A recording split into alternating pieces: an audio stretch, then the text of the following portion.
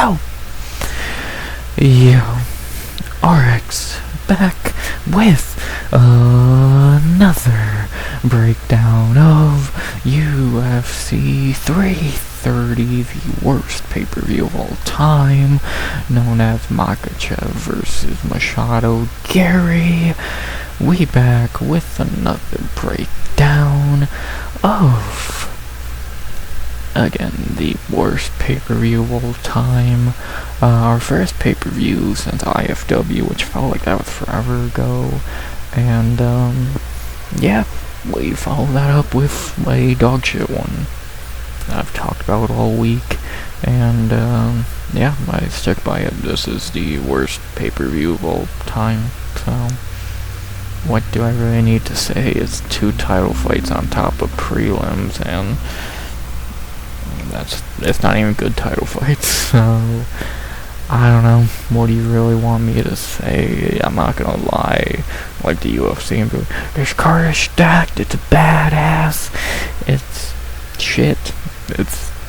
Again, I've said it all week, if they were still doing pay-per-views, like legitimately, this would be the lowest selling pay-per-view of all time, but they're not, and yeah, will be what it is. So, card's terrible. What do you really want me to say there? Philly, I don't know who you pissed off to get this card, but it is what it is, I guess.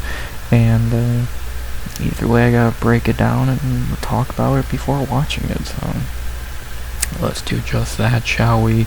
Last thing to say before we get into that is the normal YouTube bullshit of please like, comment, and subscribe. With that being said, I think that's about that. So, shitty card, worst pay-per-view of all time, and it's what it is, I guess. So, let's get into it. 12 fights from Philly, and Philly would probably rather not have this card happening, as we get into our first fight of the night, and one of the only 2 fights with a Philadelphian in it. So, you know, that's also great that you just did not use their fighters. And we have in our opening fight of the night a fight that should be on a main card, because one of the better ones of the card, but you know, why ever use logic? We have in the card opener at welterweight for UFC 330, Jeremiah Wells versus Mick Tebek Oralby. Yeah, it's one of the better fights on the card, which would tell you a lot about this card. The first Philadelphian native, Jeremiah Wells, again, not saying a lot. Mick Tebek, one of the best fighters on the card. What do you want me to say? So, it's a fight, it's an opener, it's not bad, should be higher on the card, and let's talk about it. Beginning with the first fighter of the night and the first hometown fighter, Jeremiah Wells, getting the lucky spot of being one of only 2 hometown fighters on this card. 13-4-1, 39, gonna be 40 in a few months, years old, 5-2 in the UFC, really should be more 4-3, but, you know, his wins in the UFC have been Warley Alves, Blood Diamond, Court McGee, and Thumba Garimbo. He lost to Matthew Semmelsberger, Carlston Harris, and Max Griffin. Yeah, Jeremiah at one point looked like a really good prospect. People are really talking about him in a big way, but then that Semmelsberger fight showed a lot of issues. Carlston Harris, of all people, caught him and beat him. And then Max Griffin beat him, which that's not a bad loss, but, you know, still another loss. Took some time off, came back, beat Thumba Garimbo in a shit fight, and, you know, how dog shit Thumba Garimbo is. And, yeah, now we see what Jeremiah can do here against easily the best guy he's fought in the UFC.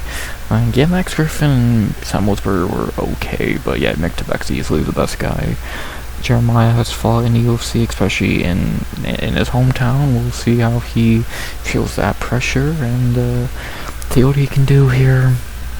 He ain't gonna win, but still, he has really good power, but he has shit cardio, and yeah, he's really strong and he has good power, but he's not a great striker. He gasses after a round, and he's just not that good. Again, he's in his late, he's gonna be 40 in a few months, which factor that in as well.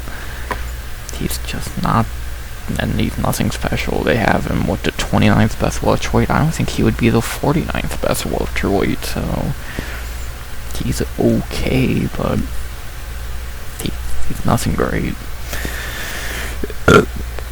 The guy he is fighting is looking pretty great in the UFC so far in his career, though. The opponent and the enemy of this fight, because he's fighting the hometown guy. You have one of the best prospects in the sport, and a legend in terms of memes and just being the GOAT. We have Miktabek Orolbai, 16, 2-1, 28 years old is what they say, but I think he's more like 1,000 years old. 5-1 in UFC. His 5 wins in UFC have been Euros match. How well has that aged? Ellis Brenner, Tofik Musayev, Jack Hermanson, Chris Curtis. Only loss was a banger to Mateusz Rąbecki a few years ago. And, yeah, he's really good. Miktabek has moved up to welterweight after some lightweight issues, and he's 2-0, well 3-0 if you count the Medic debut, but 2-0 in this current run against Jack and Curtis. Now he's not fighting a former middleweight this time, instead just fighting a shitty welterweight. Yeah, what really needs to be said here, Miktabek is really good despite the memes. He actually is really good, and yeah, his striking's not bad, his power's alright, but his bread and butter is just chain wrestling. That's what he did to Chris Curtis, and that's probably going to be his game plan here, is just wrestling. He has better cardio. Round 1 he might get outpowered, but when Jeremiah gasses, Miktabek's going to put on a pace and just take over and win, pretty much. So I don't see this being a striking match. You know, Miktabek probably might be the better striker. Wells definitely has the power, and outside of just being stronger and more powerful, Miktabek is the better fighter here, better wins, and is looking like he might be a top 15 dude very soon at welterweight, because he's really good, again, despite the memes. Like, he's a meme fighter, but he's not like a Steven Asplund or someone like that who is a meme but kind of shitty. This guy's really fucking decent, and I won't be shocked if he's ranked sooner than later, so pretty good and well-rounded. He's the GOAT for a reason. And even the betting odds agree with him being the GOAT, having Miktabek minus 600 plus 410. Yeah, can't really disagree with that too much. I don't think I'd go any higher than 600, but, you know, can't disagree too much there. The better fighter should win. Simple. Miktabek's an inch taller, both have the same reach, and 99% of people are picking Miktabek. I've never seen something like that.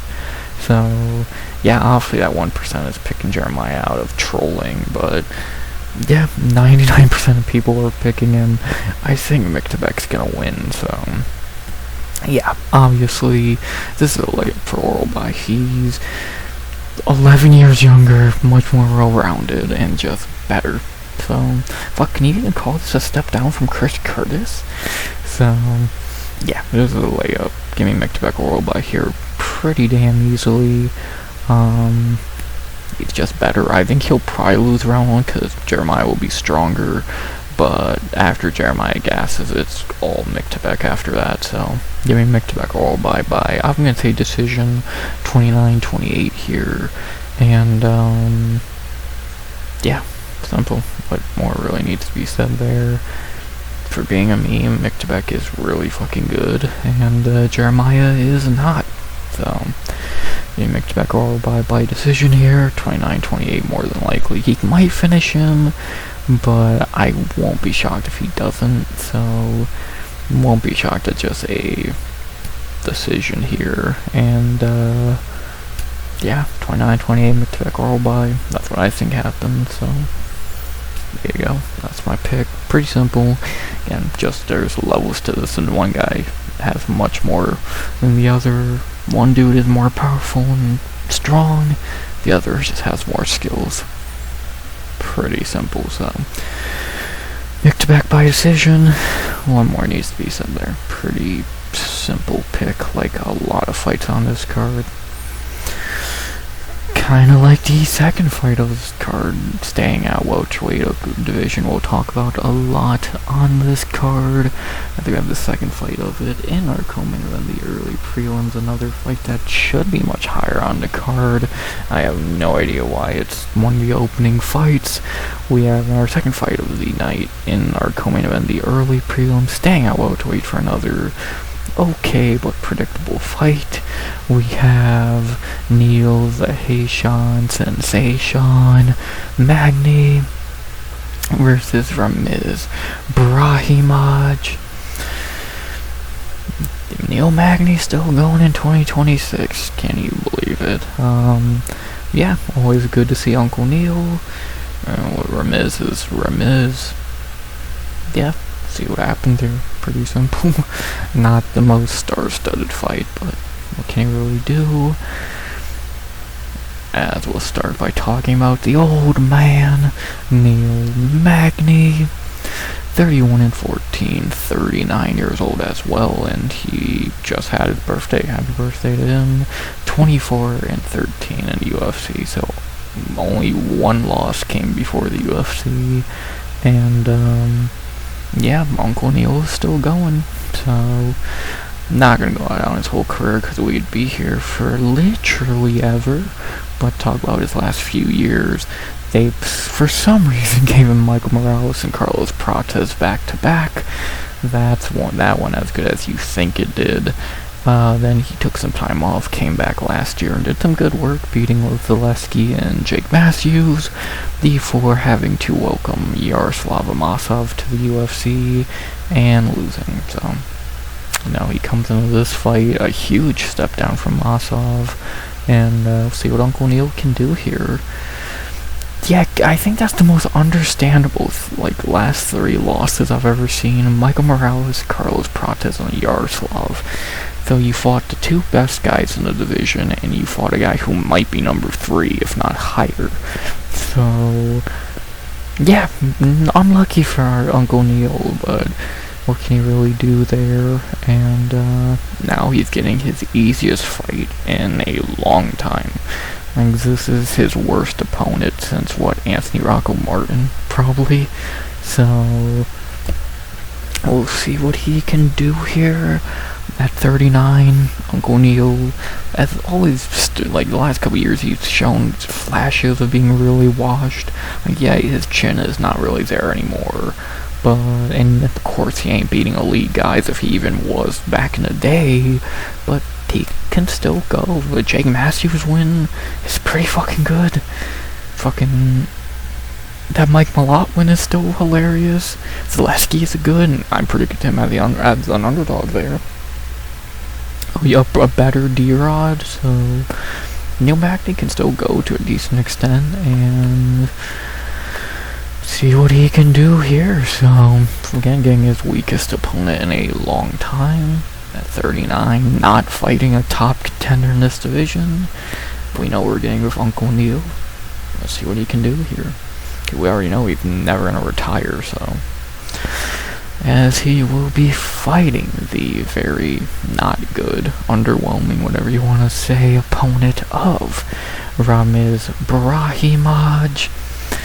13 and 6, 33 years old, 5 and 4 in the UFC.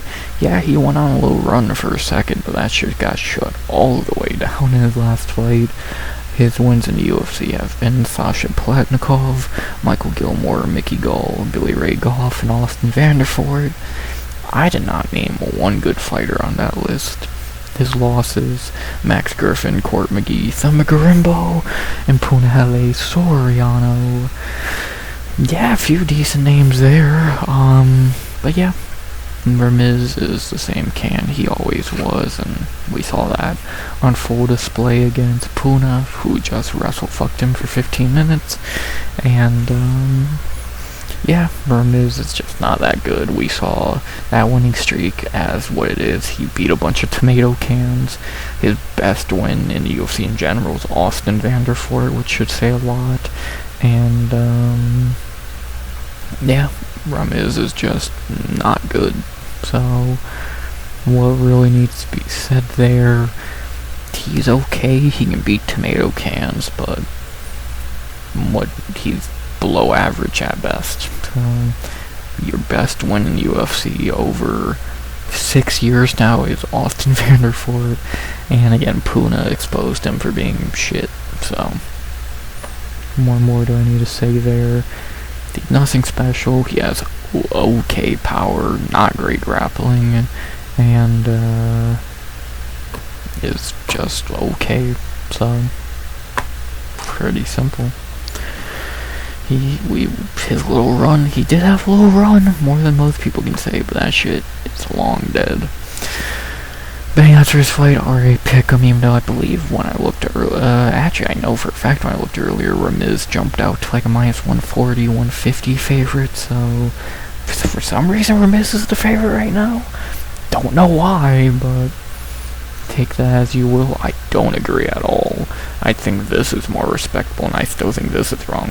Neil Magny should be the favorite here pretty easily. Neil's much bigger reach, and 67. Don't say a percent picked. I agree with Topology. I see no reason to pick Ramiz Brahimaj here. He's not good. Neil Magny is still pretty decent. Just look at who his losses have been lately. Outside of being 39 years old and having a shaky chin, I don't see a reason to pick Ramiz here. Ramiz is worse. He just got grapple fucked by Puna, who, yeah, Puna's pretty good, but why can't Neil Magny do the exact same thing? Because that's something Neil Magny has done for a long time, so he's a good, crafty veteran, knows how to win a fight, and again, this is his weakest opponent since like 2020. So yeah, I see no reason not to pick Neil Magny here, so yeah, give me Neil Magny. What do I need to say? Unless Ramiz can knock him out, which, yeah, always a possibility of Uncle Neil, but I'm not gonna fucking bet on it. Give me Neil Magny. Probably, maybe the best underdog on the card, or one of them, and yeah, I see no case for Ramiz here. Unless I have a lucky knockout, Neil is better, and he's gonna show that, so give me Neil Magny by decision here. Yeah, one thing I will say about Neil, that man don't finish fights, so give me Neil Magny by decision, and what more needs to be said here? So Neil Magny not fighting a top contender or even a good prospect. Yeah, give me him all day against Ramiz Brahimaj. So not very much else to say there, and yeah, give me Neil Magny by decision. Pretty easy, pretty simple. Neil is still got it, and Ramiz never had it, so there you go. And then we hit our featured early prelim. I don't have a single fucking idea why this is above Mick Tebek and Neil Magny. With it being the worst fight on the card, it should be the opening fight of the card, but you know, that would take common sense by the UFC. As we go to light heavyweight for our featured early prelim, as we have in the worst fight on the card, Rafael Bipolar Tobias versus Lucas Fernando. Yeah, this fight isn't good. A guy who's 0-1 in the UFC versus a random debuting guy who sucked on Contender Series a few years ago. Great, I can't wait. So, guess let's talk about it.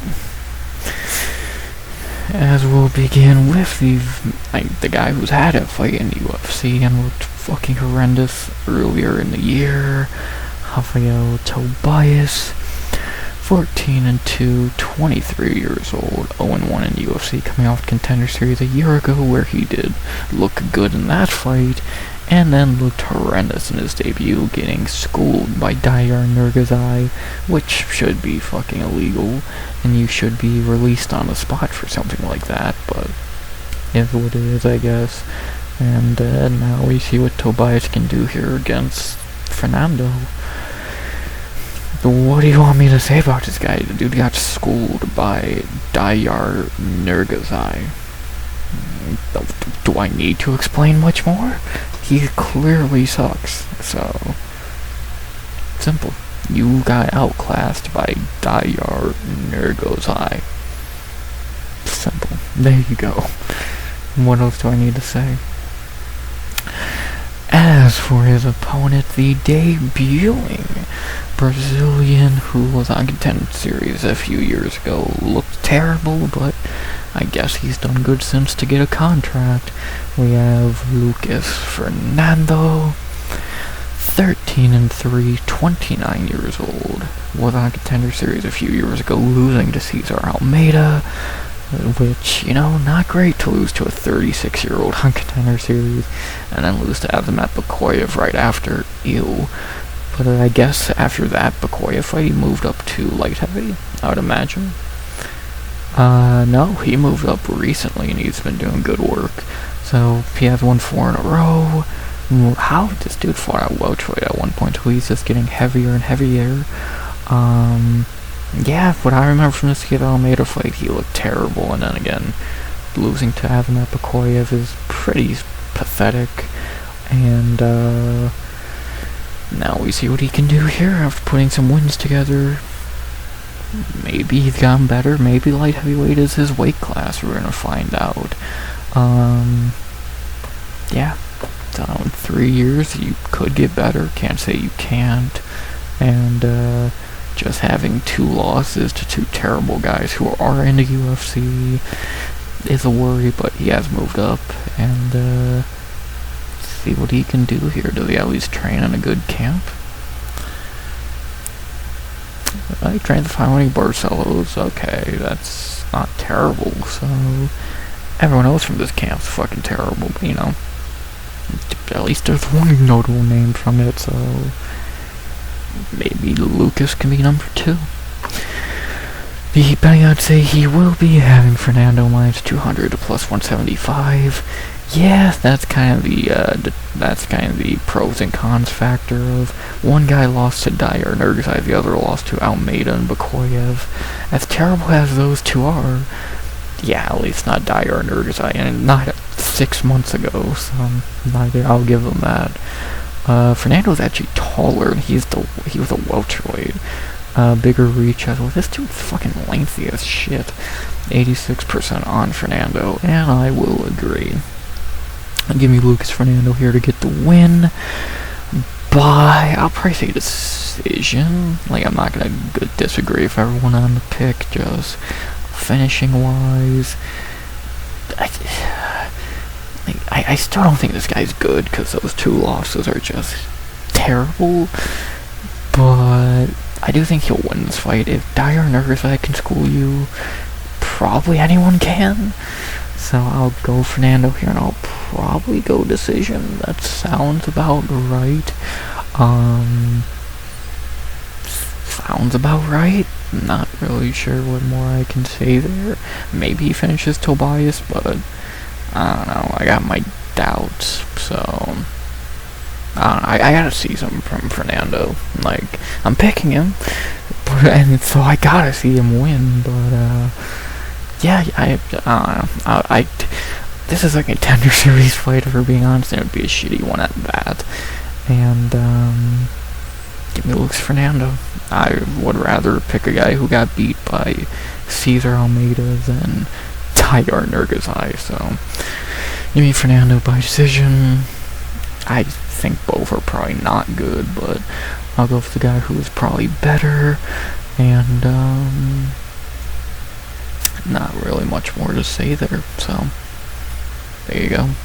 Give me Fernando by decision. Unless he still sucks, Tobias could win, of course, but I doubt it, so give me Lucas Fernando by decision. What more needs to be said there? And that is that for the early prelims. Yeah, they're not very good, obviously. Well, actually, they're okay. Just, why are 2 of the better fights on the card on them? And with Mick Tebek and Neil Magny, like, the logic behind the early prelims are pretty terrible. Like, if this was the opening fight and then 2 shittier fights were there, then yeah, cool. Why are these 2 fights opening the card? when they're better than the fight. Even if you just put this under these two, that'd be better. Just why is this garbage above that? I don't get it, but Neil Magny and Mick Tobacco are an okay card opener. Hopefully it's good early prelims to kick off the card. And I have my worries, so. But if that's not enough of a worry for you to begin with, we are just touching the terrible on this card. So we got plenty more garbage on this card to worry about. So let's not waste any more time. Let's get right into it, shall we? With our prelim opener, a fight that would have made no fucking sense like 3 years ago, and still probably makes no sense now, but whatever. We have in our prelim opener, in the middleweight division, a fight that if you showed someone this 3-4 years ago, they would think you're insane, but it's really happening. We have to open the prelims at middleweight. Vicente's the Silent Assassin Luque versus Trayshawn Mr. Vicious Gore. Yeah, Vicente Luque has fell down a few pegs, but now, yeah, they're giving him another free win here. What do I really need to say here? It's a Trayshawn Gore fight, and the less time wasted on it, the better. Yeah, give me Vicente Luque easily. Simple. He looked perfectly fine against Kelvin Gastelum a few months ago. Now fighting someone worse than Kelvin Gastelum. Yeah, give me Vicente Luque very easily. Simple. Still don't think Luque's gonna do much at 185, but with matchmaking this fucking easy, yeah, he might do something. He might get a few wins, so give me Vicente Luque easy. Trayshawn Gore is a fucking joke.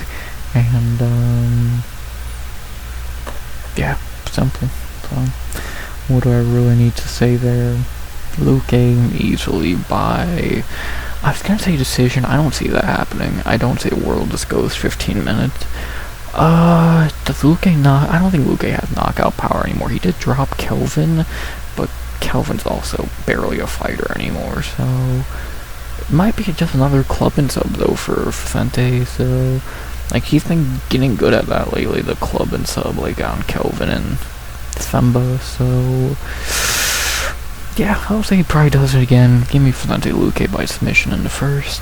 Probably a club and sub Darth choke because that's what he's getting good at, and I think he'll probably easily do it again here, so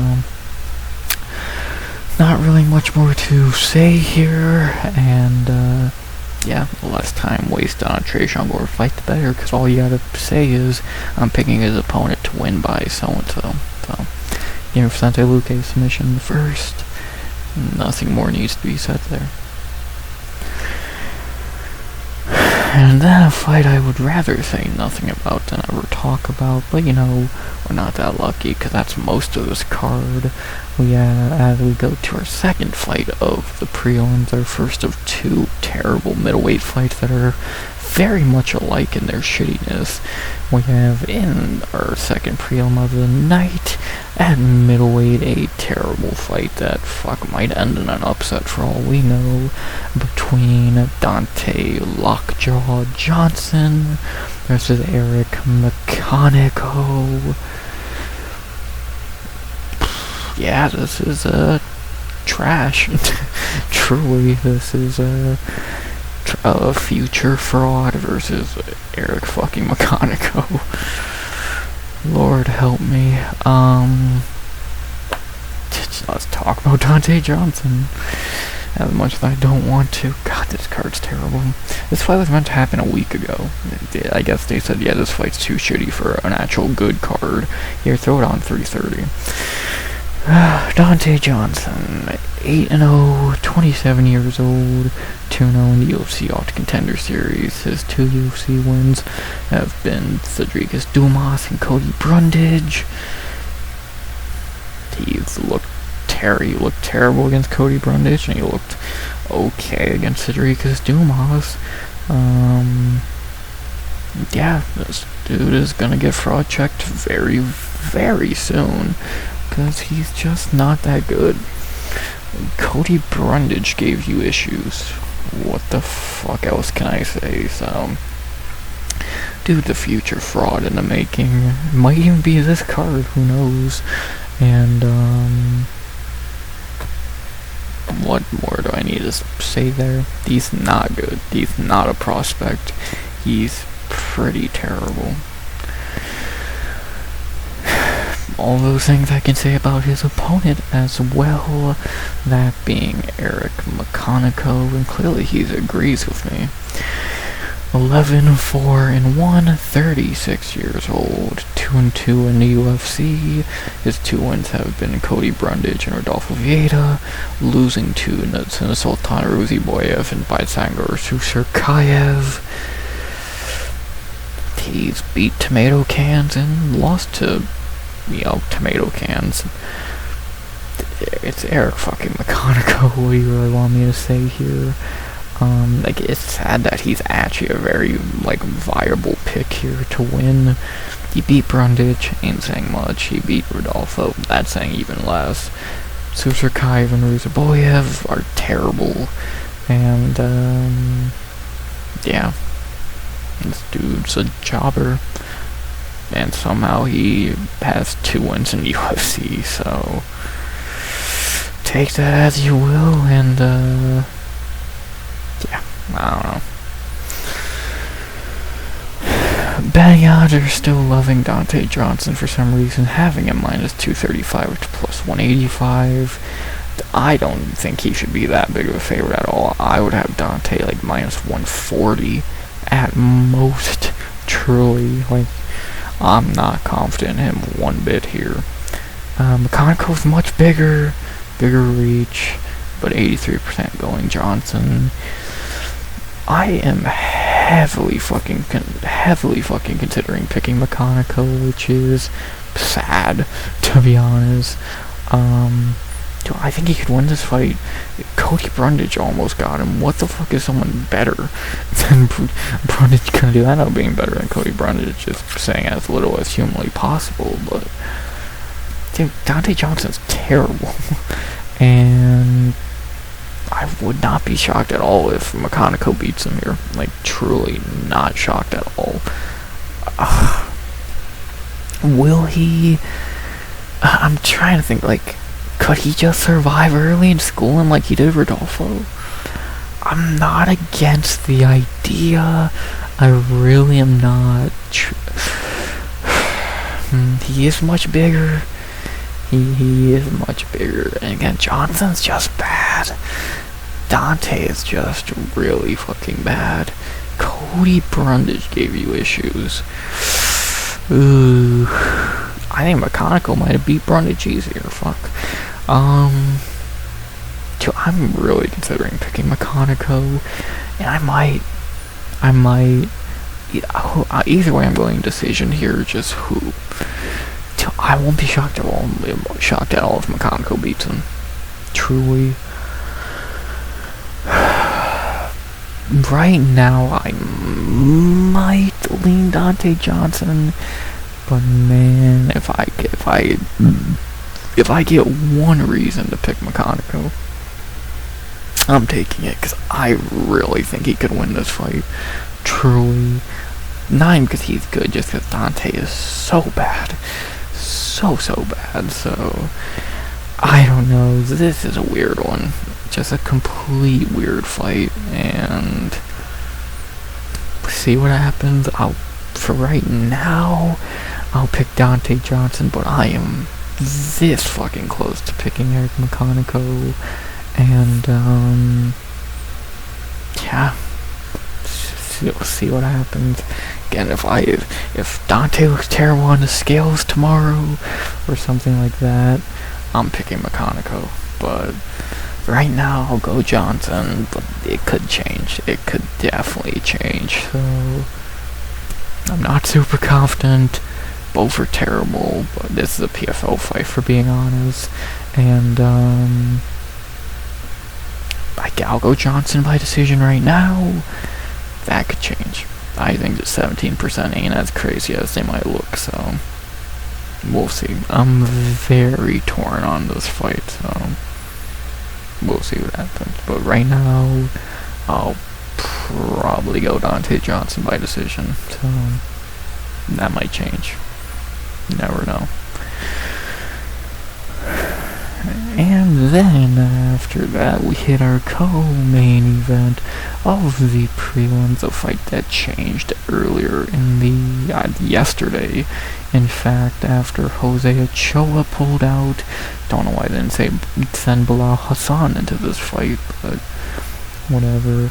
Instead, we have now in our co-main event the prelims in the flyweight division a terrible fight between two tomato cans, as we have Charles Inner Garbage Johnson versus Eduardo Chapolin. I'm gonna fucking put my head through a wall. This card is so shit. I'm not wasting your time here. Inner Garbage is just that, on a 3-fight losing streak at 35. Chapolin is some boring bum from Contender Series and Tough a few years ago. I don't know why Bilal Hassan wasn't called into this fight, but whatever. I'd rather saw a Cody Durden rematch with energy. God damn you, Jose Ochoa. And I'll go Chapolin here. He could do the exact same thing, speak of the devil Cody Durden did to energy, and I could see him just grapple fucking him. Same thing as Suama Bayev did, so you give me Chapolin by decision here. They're both terrible, but fuck it, why not? What am I don't care, they're garbage. Next. And then after that, we end the prelims with another fight that changed on short notice about a week or so ago. This one changed for the better, actually, so that's good to see. As we have in our featured prelim in the welterweight division, a fight that was meant to have Jeff Neal in it, but now has someone much better. As we have our featured prelim, Chitty Bang Bang and Joko Wani versus Joel El Finameno Alvarez. Yeah, not much to say here. Joe Alvarez is definitely an upgrade from Jeff Neal, and do we really need to say much about how this fight's gonna go if it's not obvious? So I guess let's talk about it for a second, but I don't think we need to say much here. Now we have, well, first, the man who was meant to be on this card from the beginning, Chitty and Joko Wani, 25 and 12, 37 years old. Why so many old fucks on this card? 5 and 5 in the UFC off Contender Series a few years ago. Since fading out of the middleweight division for being ass, at welterweight he's won 3 and 2, beating Reese McKee, Jared Gooden, and Zaleski dos Santos, losing his last 2 fights to Jake Matthews and Carlos Leal. And now he takes one more loss and gets the fuck out of the UFC. Yeah, I'm a little sad about how lame Chitty's UFC career has went, because it started off so good. These 2 starts were great. Even the Gregory Rodriguez loss was great, but that fight just changed him. He's been dog shit ever since. How do you lose to Duraev? That bum. Shitty win here, shitty performance, okay, and then Jake Matthews don't finish fights, and Carlos Leal is not good, so, what am I meant to say there? This dude sucks. He has no heart, and he sucks. He's old, and it's a shame how his UFC career turned out when it looked so promising at one point, so what more can I say there? It's a shame. I like Chitty, but he's shitty. And then for the short notice opponent, God, it's nice to have him stepping on short notice. Now that he can up a weight class and not lightweight, we have a guy with all the potential in the world, and God, I hope he does hit it eventually. We have Joel Alvarez, 23-4, 33 years old, with a 8-3 UFC record, 1-1 at welterweight, after doing pretty decent at lightweight, only losing to Arman any time recently. Just could not fight at lightweight too often at his size, but thankfully he finally moved up, beating Vicente Luque in shitty fashion last year, and then getting mauled by Yaroslav Amosov, where he did look terrible in that fight, but that might just be how good Amosov is, so, take that as you will. Now definitely getting a worse opponent than maybe both of those guys. I'm definitely worse than Amosov. I don't know if Luque or Chidi are better at this point. That's a debate, but yeah, when Joel's on at his best, we've seen how good he can be. The Elvis Brenner win, the Drakkar Klose win, Thiago Moises win. Like, dude, he was almost, I picked him to beat Arman all those years ago. He has all the talent to be a top 15 really good fighter. He just has to be active, he has to win fights. So, we'll give you a pass, you lost to Amosov. Okay, I didn't even like that fight in terms of booking, because you could have waited till those guys are higher in the rankings. But I get it, it built Amosov, cool. Now, they gotta build Alvarez back up. Give him a can like fucking Njokuani. Cool. Smart. What can I really say there? So, that's really smart. So, simple. One more needs to be said. The betting odds agree that this is just a bounce back fight for Joel Alvarez, having him minus 225 to plus 190. I think that should be much higher. I think Alvarez could be minus 400 pretty easily. Because again, he's just better. So maybe Chidi of 5-6 years ago would be a better fight, but 2026 Chidi, yeah, Joe Alvarez should be a much bigger favorite. Same height, Chidi does have a reach advantage, but I don't think that's going to mean much, as Alvarez is 94% picked, and yeah, I agree. No shit. Now it's just a question of, does he win by knockout or submission in the first? I'm gonna say... I'm gonna say submission. I think submission's fair. Chidi is a quitter, and he'll get taken the second he's put in a Darth choke or some shit like that. He'll instantly tap, so... yeah, give me Joe Alvarez by submission in the first. Probably a club and sub, kind of like what I said for Luque. And, yeah, should be that simple. So, Chidi's terrible, Joel's really good, and, yeah, simple. So, what more needs to be said there? Joel had all the talent, just has to show it, and he'll show it here against the Cam. So, there you go. And there you go for the prelims that are hot garbage. Complete hot garbage. Alvarez, excited for that. Magny and Orlby, okay. Besides that, I could not care less about any of this. Garbage, silly, don't care. This is a Contender Series fight. This is just a waste of time to ever have him fight.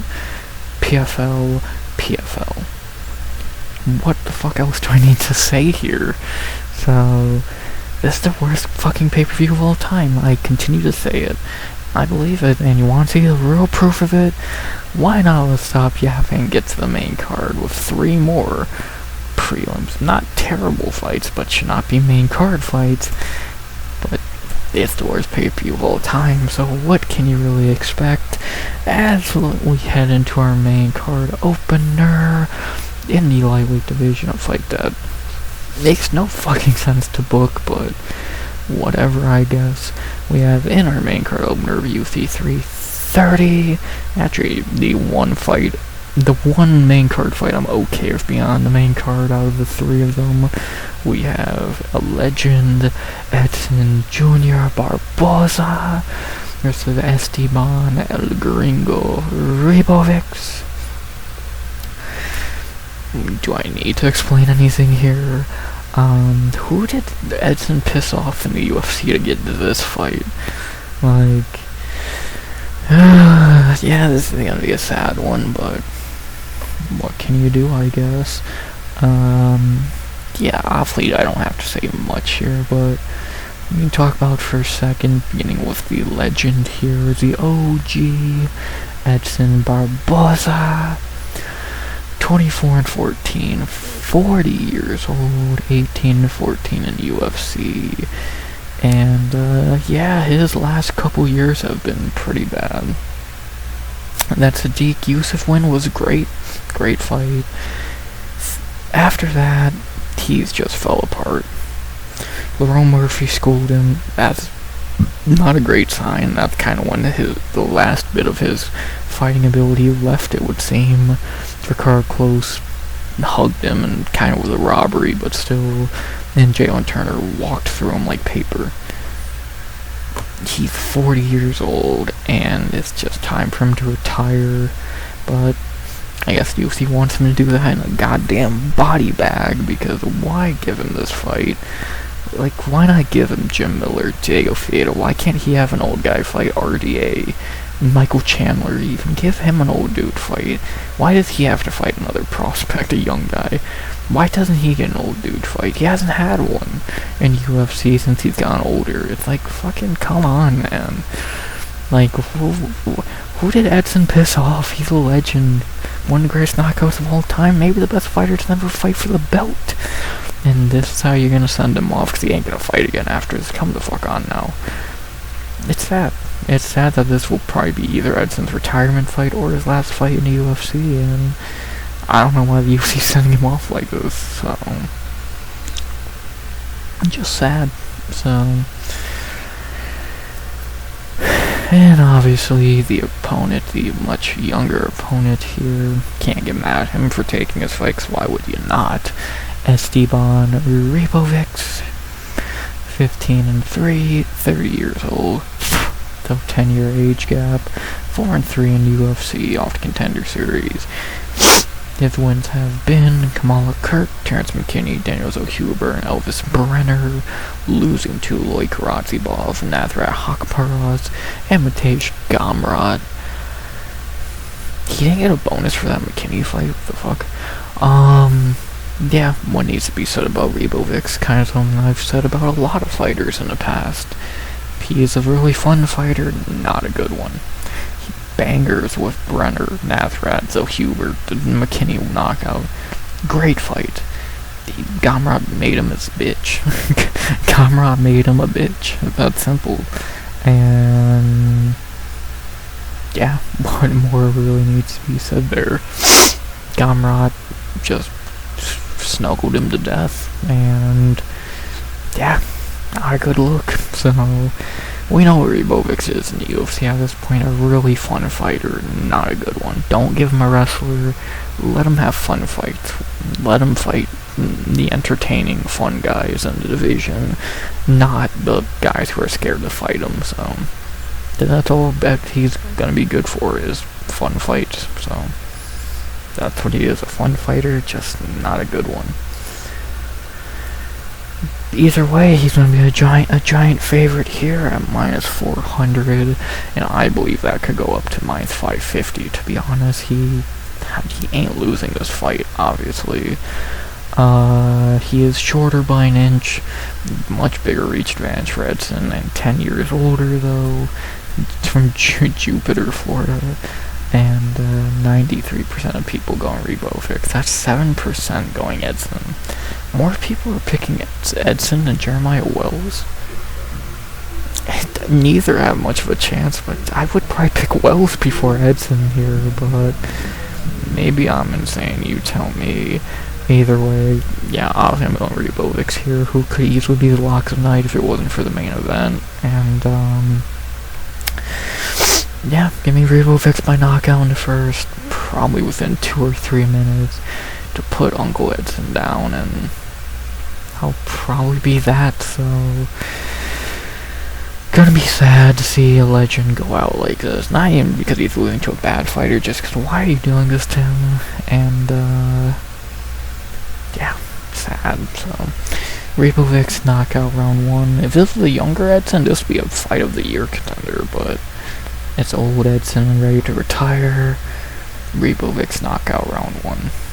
What more needs to be said there? So sad, but that's how it's gonna be. So there you go. And then after that, we hit the worst main card fight in pay-per-view history. How the I'm not even gonna question it.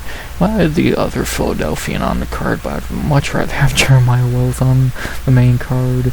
And we have our second fight of the main card at middleweight, the somehow shittier middleweight fight of the two. We have Mansur Abdul Malik versus Dustin Stoltzfus. Same thing as the Dante Johnson fight, a fraud versus a tomato can who could beat him, to be honest. So, main card shit. Pay-per-view main card shit, no less. I got nothing anymore. I truly have nothing. Mansour's dog shit, got his ass beat by that weight bully, Belgori. Dustin Stoltzfus, still in the UFC. He's from Philadelphia at least, and he is fucking terrible. What do I need to say here? So, garbage. And again, this is a PFL fight, not even a good one. So, there you go. Mansour is minus 550. I don't agree there, to be honest. I would have Mansour maybe minus 210. Like, Stoltzfus can win this fight. Mansour is pretty terrible, so. 6'2", 80 inches of reach, and 96% picked. I'll go Mansour here. I do think he is more. I'm more confident in him than Dante Johnson, even though I think he's worse than Dante Johnson, if that makes sense, but. Like, if he was fighting McConaughey, I probably would pick McConaughey, to be honest. But, it's just shitty middleweights, man. That's all it fucking is. And that sucks. It just fucking sucks. So, just saying, the Stoltzfus been knocked out twice. Does Mansour finish him? Probably. Stoltzfus is not really an Iron Man, to be honest. I'll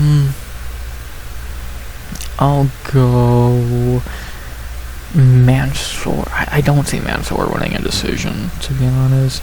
I just don't think he's good enough. I guess probably Mansour knockout in the second. Like, thinking about, do I see Mansour winning a decision? No, not really. I just don't think he's that good to do such a thing. So, probably a knockout in the second. You should put Dustin Stoltzfus out. So, I don't know. They're both fucking terrible. So, what do you really want me to say there? And, Stoltzfus could win, would not be shocked at all, but I'll go Mansour Abdul Malik here to get the win. Again, then probably a knockout, to be honest. Like, he's never won a decision, so that's another kind of issue with that, so. Yeah, he has the power, I'll give him that. He's a powerful dude. Give me Mansour knockout in the second. So, simple, and, not really much to say there, so. Simple shit fight. Worst pay-per-view fight I've ever fucking seen. And, garbage. Simple. And Philly will go 0-2 on this card. I feel bad for them in that regard, Jesus. If this card isn't shitty enough, there are only 2 fighters will lose. Great. And we had our featured fight of the main card. At one point, this was Charles Johnson, Jose Ochoa. Thank God that fucking changed for some better. Still shouldn't be the featured fight of the pay-per-view, but still, we have in the featured fight of the main card and the lightweight division a very decent fight that should just be really decent prelim more than anything. We have Jalen the Tarantula Turner versus Cowie Fernandez. Really good to see Cowie Fernandez back after, what, a year away almost. This kid's good, and this weak-minded bum not so much. Expect a lot of leg kicks here, and this should be fun, but main card, pay-per-view? Come on. And we have the man the UFC is still trying to make a thing, even though he's terrible and a weak-minded bitch. Jalen Turner, 15-9, 31 years old, 8-6 in the UFC. He retired like a little bitch last year and then came back less than a year later. Smoked Edson Barboza because they gave him a layup for some reason, and now he's fighting Cowie. So yeah, obviously Turner's highlights is being a dumb shit versus Renato Moicano, the great Dan Hooker fight, and he did kind of get robbed against Matish Gamrot. But yeah, this guy's just not good. We can call a spade a spade. Dude's not good. He's really tall. He can beat up cans impressively, but he's a weak-minded bitch. He retired for no reason. Like, what do I need to say? So, and he's a dumbass. Still some of the dumbest shit I've ever seen at UFC 300, so what really needs to be said there? Simple. I wish he stayed retired. As for the opponent here, the underrated, good to see him finally back, a very good prospect in this division, Cowie Fernandez. 11-2, 31 years old, 3-1 in the UFC. His debut was against Mark Diakase and didn't go great. It's debatable if he won the fight, but shit happens. And then he just started looking great when he got a full camp. Ran through Muhammad Yahya, which I know doesn't mean anything, but still. Then the big one, he schooled Guram Kutateladze out the UFC, and then just embarrassed Harry Hardwick last time out. Sadly, again, has been off for a year, but it's good to see him back now. And yeah, this dude's a real prospect. He is good. His leg kicks are phenomenal. His striking is not bad. We haven't seen any grappling from him. I doubt we will here. I think Diakase's the only fight he really grappled, so take that as you will. And this kid's good. This kid's good. Like, with Edson Barboza on the card, kind of a lot like Edson Barboza. Those leg kicks are just vicious. And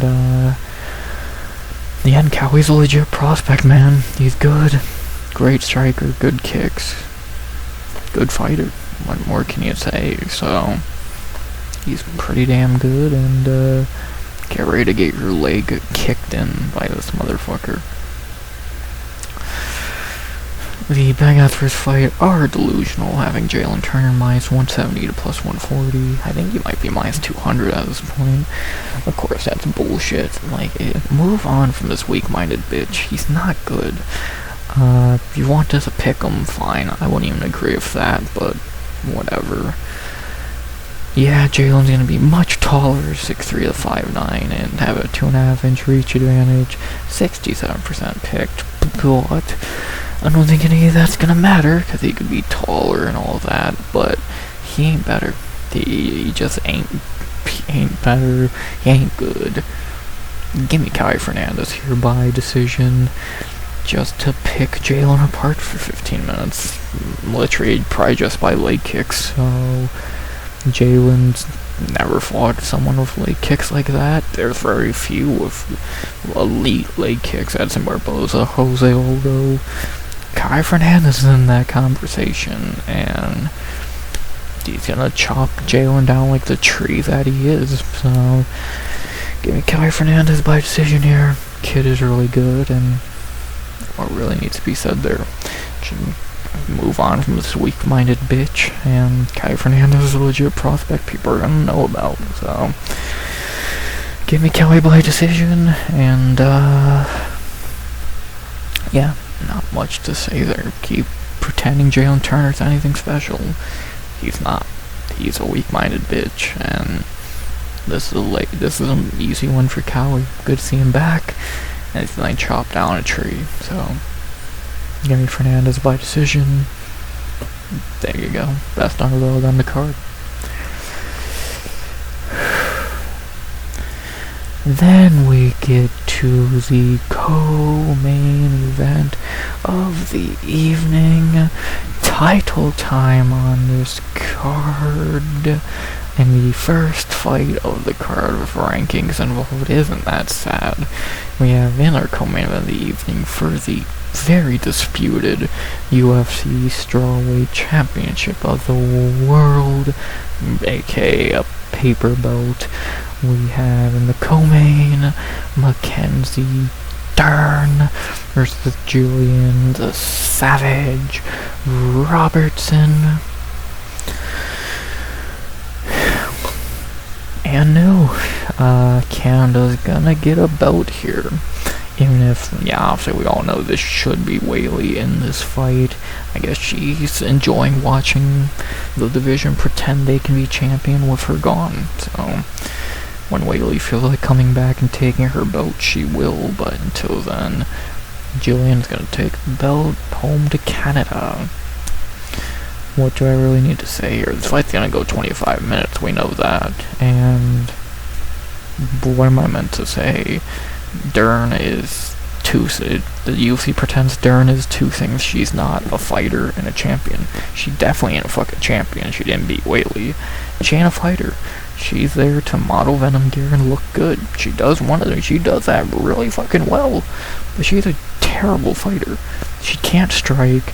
Her grappling's okay, but I've seen it fucking nullified by like Yan Xiaonan and shit. Like, she's a fucking terrible. She's a model.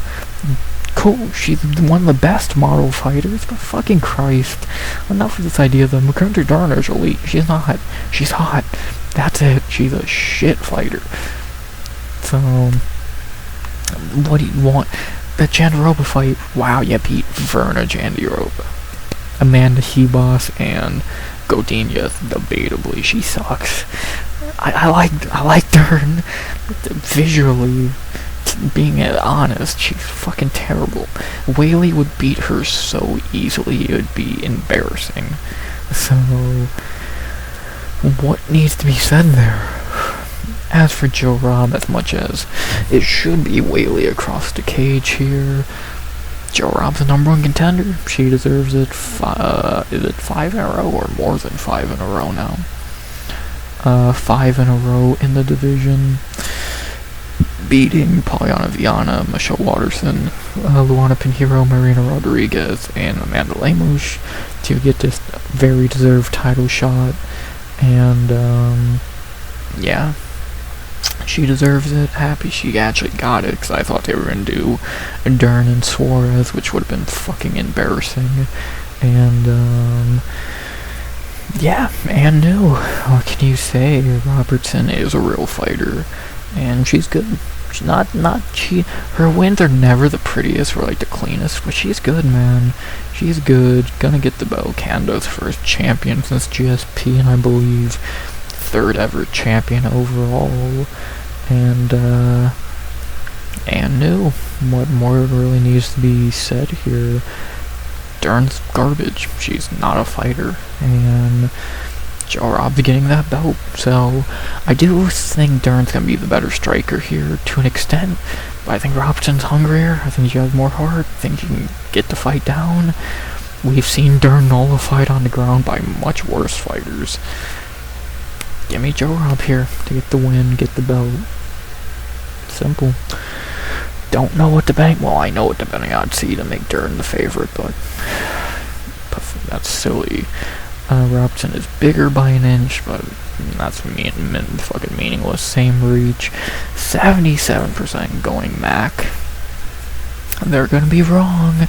They are going to be wrong. Giving Julian Robertson by decision here. Again, almost 4 short of this fight, going 25 minutes, because neither of them are getting a knockout, and I don't see a submission in this fight, but I do see 25 minutes being had, and I mean Julian Robertson to win them, so she's the real fighter here, and she's gonna be still a paper champion, but better than a fake fighter and a fake champion. And yeah, Joe Robb by decision, and new Canada gets their 3rd ever champion next to GSP and Carlos Newton, I believe, unless they're the 4th one I'm forgetting. And what can you say? Their females have been the best fighters since GSP left, and Joe Robb gets the gold, so not really much else to say there. Still wish Jasmine was on this card as well, but shit happens, and new Canada finally gets gold, and there you go. Not much else to say there. And then the main event of the evening, one of, if not the easiest fight to pick in 2026. We have in the main event of the evening of UFC 330 for the undisputed UFC welterweight championship of the world. Not Michael Morales for some, well, we know the reason. Not Michael Morales because you can't fight the number 1 contender. You gotta pick the easiest fight possible. That's the Islam way. And we have in the main event of the evening of UFC 330, Islam Makhachev versus Ian Makako Carey. What needs to be said here? Islam Makhachev lock the night 50-40, I'll say 50-44.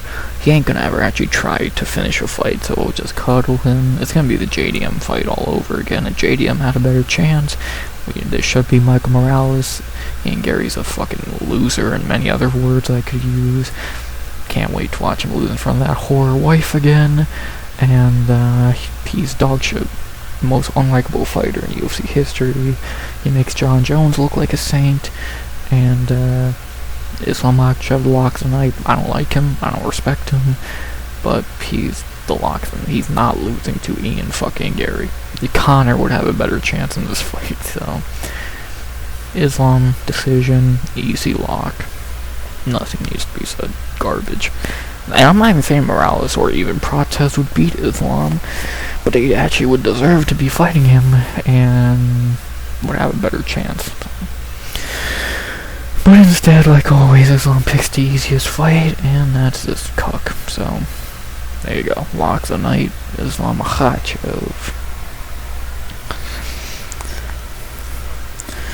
I have as much of a chance to beat Islam as Ian Gary does, and that's that for the breakdown.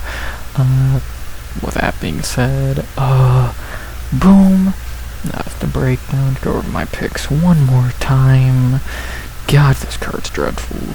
Mick Orobai by decision, Neil Magny by decision, Lucas Fernando by decision, Vicente Luque by submission in first, Dante Johnson for right now by decision, but I might pick McConaughey.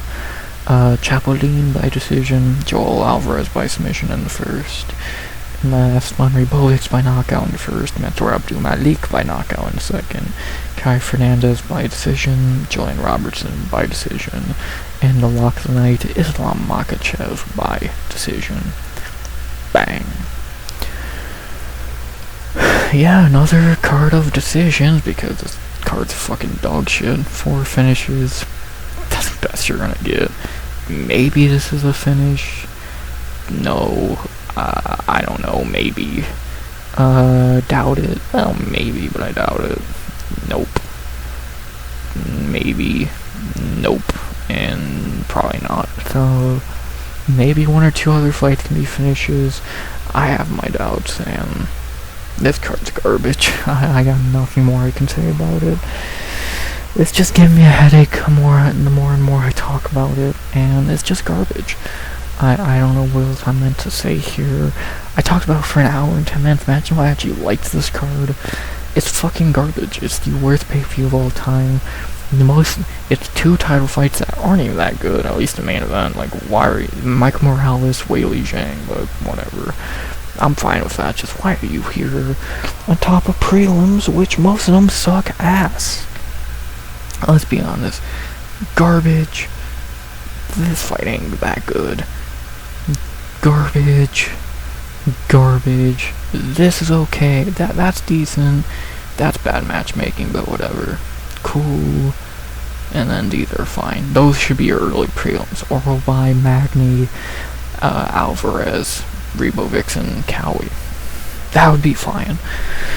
We should be looking at a main card of Mike Morales, Joe Pyfer, and Sean Brady, but fuck Philadelphia, I guess. I don't know what they did wrong. And this card's fucking garbage. So, worst pay-per-view of the year of all time ever. And it's fucking garbage. I don't know what I meant to say here. I don't think it's gonna be good. I'm not looking forward to it. Sacramento next week, that card's not fucking bad at all. Shanghai, that card's fine. This card is garbage. I'm 332's 331's garbage. 332, I have my doubts. 333, probably not great. Pay-per-views are fucking terrible right now, and it's sad. So, I wish they were good, but this is the worst one ever. 331, we already know, is a fight night. And what do I need to say? So, that's that. This card's fucking dog shit, and I'll recap it on Sunday. If maybe. Who knows at this point. Let's just get Sacramento. That's all I can say, so. That card's better. Let's go back to the Apex. Last week was better.